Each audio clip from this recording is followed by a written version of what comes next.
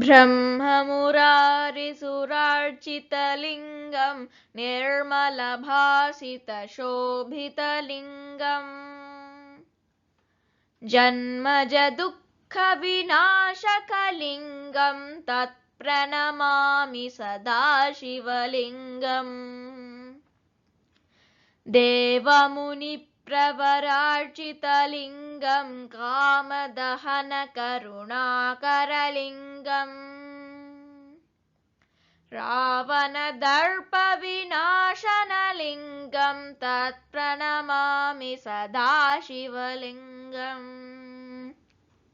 सर्वसुगन्धसुलेपितलिङ्गं बुद्धिविवर्धनकारणलिङ्गं सिद्धसुरासुरवन्दितलिङ्गं तत्प्रणमामि सदा शिवलिङ्गं कनकमहामणिभूषितलिङ्गं फणिपतिवेष्टितशोभितलिङ्गम्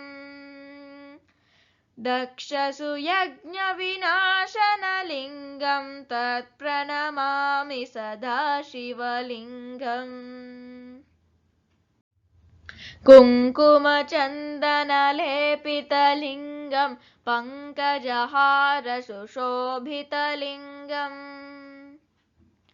सञ्चितपापविनाशनलिङ्गं तत्प्रणमामि सदा शिवलिङ्गम्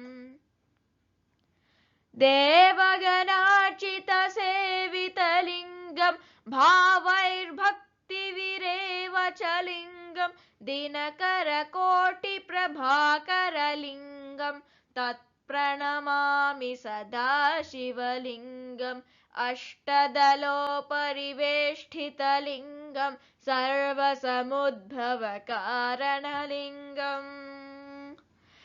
अष्टदरिद्रविनाशनलिङ्गं तत्प्रणमामि सदा शिवलिङ्गम्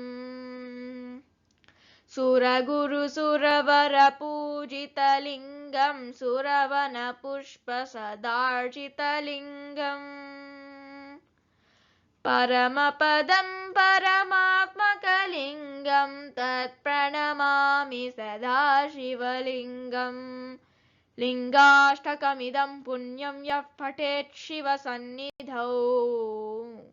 शिवलोकमवाप्नोति शिवेन सह मोदते।